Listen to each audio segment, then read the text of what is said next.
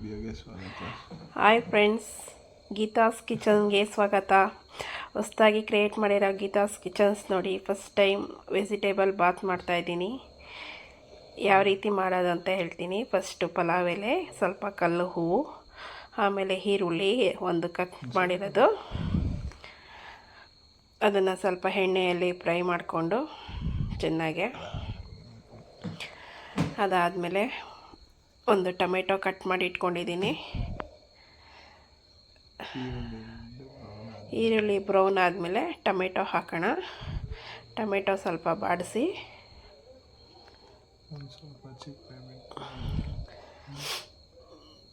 Tomato ಸ್ವಲ್ಪ ಬಾಡ್ತಾ ಇದ್ದಂಗೆ ಸ್ವಲ್ಪ ಅರಿಶಿನ ಹಾಕೋಣ.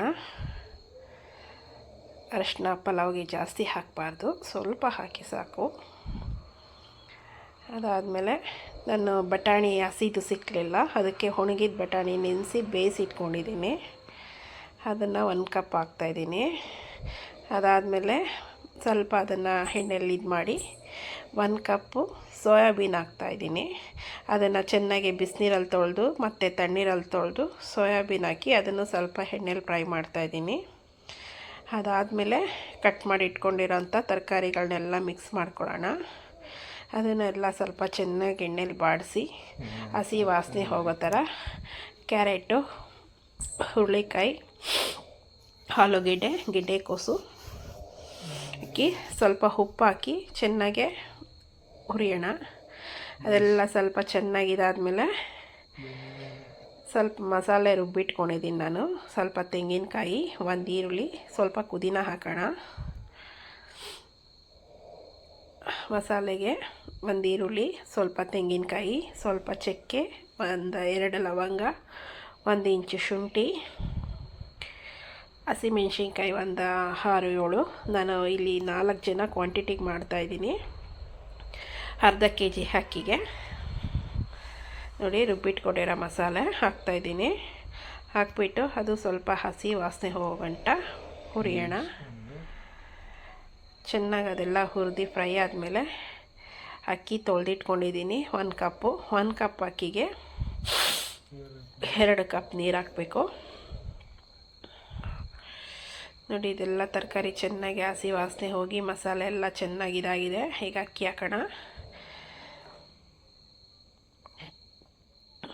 ನಾವೆಷ್ಟು ಅಕ್ಕಿ ಹಾಕ್ತೀವಿ ಅಂದರೆ ತುಂಬ ಮೆತ್ತಗಾಗೋದು ಬೇಡ, ಉದುರಾಗಿರಲಿ ಅಂತ ನಾನು 2.5-3 ಕಪ್ ನೀರು ಹಾಕ್ತಾಯಿದ್ದೀನಿ. 3 ಕಪ್ ನೀರು ಹಾಕಿ ಆಮೇಲೆ ಸ್ವಲ್ಪ ಸೇರಿಸ್ಕೊತೀನಿ. ಇದೆಲ್ಲ ಮಿಕ್ಸ್ ಮಾಡಿ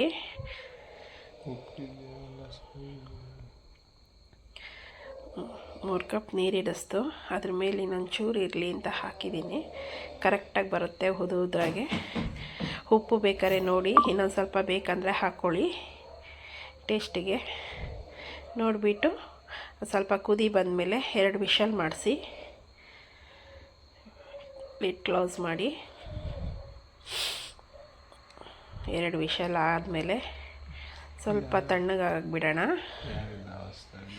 ಯಾರೆಲ್ಲ ಹೊಸ್ದಾಗಿ ವಿಡಿಯೋ ನೋಡ್ತಾ ಇದ್ದೀರೋ ನನಗೆ ಸಪೋರ್ಟ್ ಮಾಡಿ, ನಿಮ್ಮ ಫ್ಯಾಮಿಲಿ ಫ್ರೆಂಡ್ಸ್ಗೆ ಶೇರ್ ಮಾಡಿ, ಕಮೆಂಟ್ ಮಾಡಿ, ಒಂದು ಲೈಕ್ ಮಾಡಿ. ನಾನು ನಿಮ್ಮನೆ ಮಗಳು, ನನಗೂ ಸಪೋರ್ಟ್ ಮಾಡಿ. ಪ್ಲೀಸ್ ಸಬ್ಸ್ಕ್ರೈಬ್ ಮಾಡಿ ನನ್ನ ಚಾನಲ್ನ ಗೀತಾಸ್ ಕಿಚನ್. ಅದರ ಜೊತೆಗೆ ಸ್ವಲ್ಪ ಮೊಸರು ಬಜ್ಜಿ ಮಾಡಿದ್ದೀನಿ, ತೋರಿಸ್ತೀನಿ. ಸ್ವಲ್ಪ ಇದು ಮಿಕ್ಸ್ ಮಾಡಿಬಿಟ್ಟು ಬಿಸಿ ಬಿಸಿಯಾಗಿರೋ ವೆಜಿಟೇಬಲ್ ಬಾತ್ ರೆಡಿಯಾಗಿದೆ. ಮೊಸರು ಬಜ್ಜಿ ಹಾಕ್ಕೊಂಡು ಬಿಸಿ ಬಿಸಿ ಪಲಾವ್ ಹಾಕ್ಕೊಂಡು ಬಿಸಿ ಬಿಸಿಯಾಗಿ ತಿಂತಾ ಇರಬೇಕು. ಈ ಚಳಿಗೆ ತುಂಬ ಚೆನ್ನಾಗಿರುತ್ತೆ. ತಣ್ಣಗಾದ್ಮೇಲೆ ತಿಂದರೆ ಅಷ್ಟು ಟೇಸ್ಟ್ ಇರಲ್ಲ. ಅಡುಗೆ ತುಂಬ ಬಿಸಿ ಇರಬೇಕಾದ್ರೇ ಅದು ರುಚಿ ಚೆನ್ನಾಗಿ ಸಿಗುತ್ತೆ. ತಣ್ಣಗಾದ್ಮೇಲೆ ಅಷ್ಟು ಸಿಗಲ್ಲ. ಮೊಸರು ಬಜ್ಜಿಗೆ ಅರ್ಧ ಟೊಮೆಟೊ, 1 ಈರುಳ್ಳಿ, ಸ್ವಲ್ಪ ಕೊತ್ತಂಬರಿ ಸೊಪ್ಪು ಹಾಕಿಬಿಟ್ಟು ಮಿಕ್ಸ್ ಮಾಡ್ತಾಯಿದ್ದೀನಿ. ಮೊಸರು ಹಾಕ್ಬಿಟ್ಟು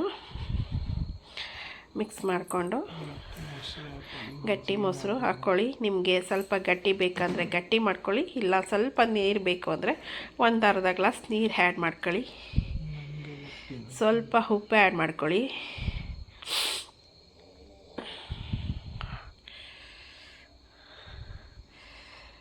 ನೋಡಿ, ಮೊಸರು ಬಜ್ಜಿ ರೆಡಿ ಆಯಿತು.